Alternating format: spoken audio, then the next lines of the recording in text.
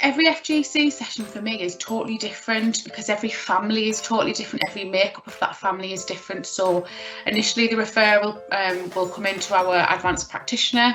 We will then be given that referral. It'll be allocated and opened up on our systems to us.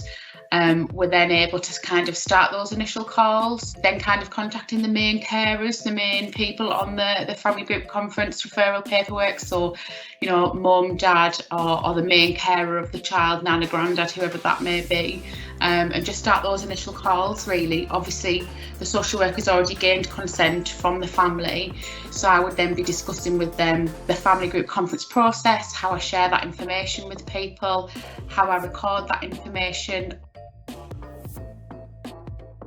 So the family will then give me a list of names and numbers and who everybody is, Auntie Sally, Uncle Joe, you know, so I can go ahead and start making contact. So I'll go through the bottom line with the family member that's been given by the social worker.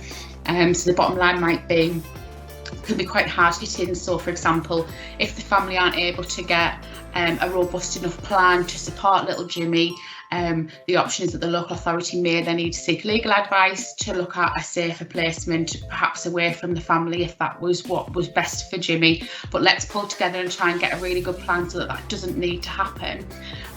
So I discuss with families and give them the option of dates and times that suit them.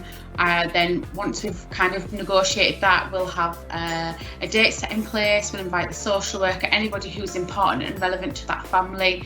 Sometimes families kind of struggle and they don't want to invite lots of people to their family group conference, and we can kind of help them with those barriers. It can be quite embarrassing, and you know, we can have those conversations together.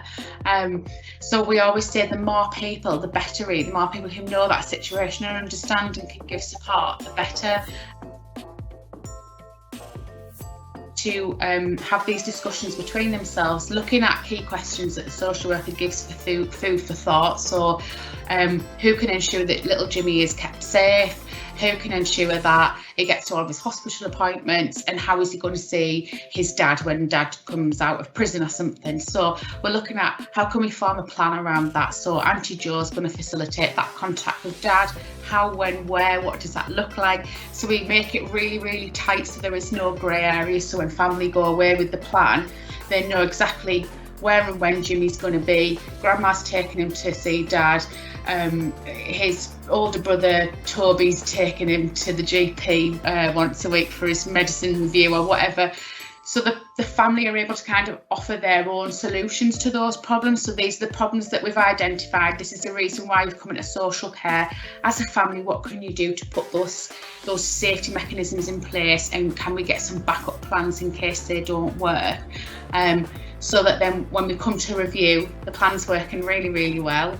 You know, and hopefully we can look at making some fine tuning and then for family group conference to close.